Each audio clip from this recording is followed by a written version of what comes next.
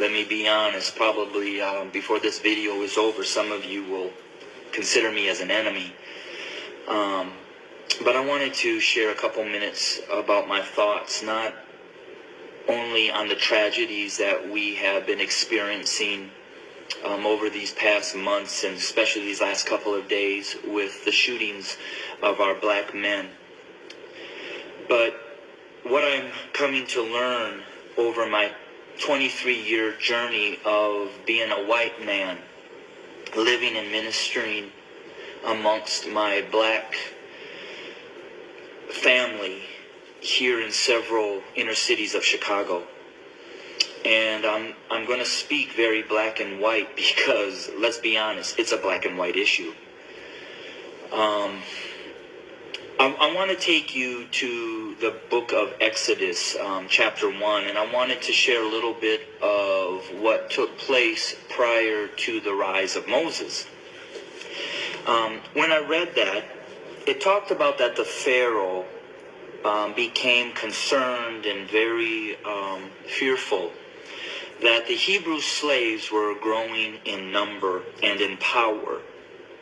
So in order to maintain their oppression, he put upon them great labor.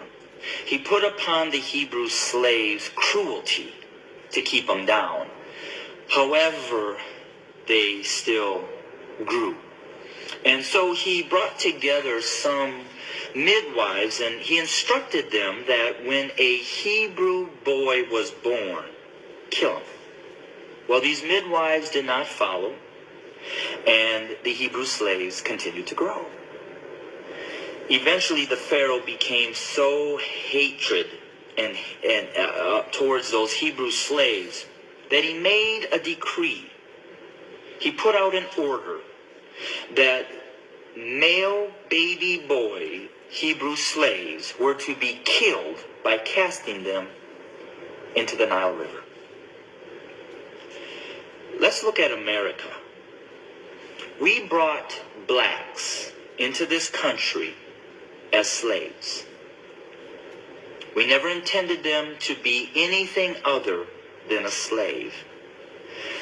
But they began to grow in number and in power, and eventually they fought their way to some freedom. So we became even more cruel, and to keep our black Americans down, we lynched. But yet they rose. So then we used the welfare system, the criminal justice system, to keep them down, to contain them, to destroy them. But yet they rose, and they're rising. Then we built prisons and jails to hold them. Yet they rose.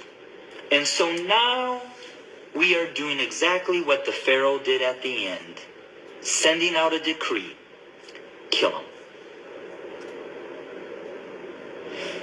So until we admit that when we wrote this Constitution that all men are created equal, that we never intended to include our black brothers and sisters, our nation may end up facing exactly what the Egyptians faced when they refused to let God's people go.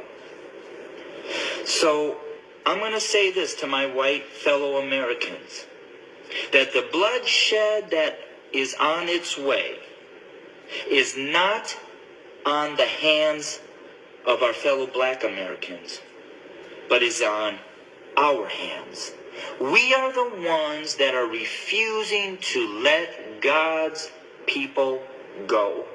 We are the ones that are refusing to acknowledge that we do not value our black brothers and sisters as equal individuals or equal Americans as us white men. And to my black brothers and sisters, the racial issues, as I've said, have been there from the very foundation. But why do we see it more? Because there's a shifting. See, us white men have been at the head since the foundation. But we've had a black president. And you know, we've done everything in our power to keep him from really changing things. Now we have another minority rising to the top, a white female. What does that say? Those of us who are white men who have been at the head are now starting to see and fear that we are going to become the tail. And we know what we've done to you. And so now we're fearful that you're going to do to us what we have done to you. But I will say this.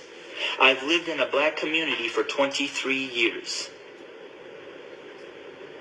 I've never been treated the way that this country has treated my black Americans.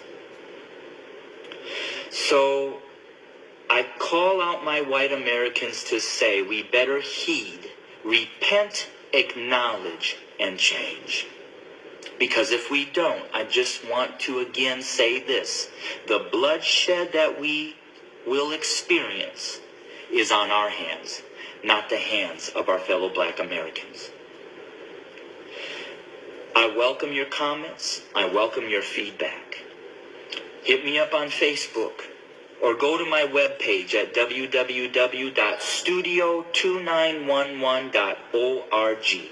Again, that's studio2911.org. I don't necessarily know the answer, except for us white Americans need to repent, acknowledge the lies that we have taught, acknowledge our value system of equality. It is not here, and it does not include our black brothers and sisters. And we need to change, and we need to change now.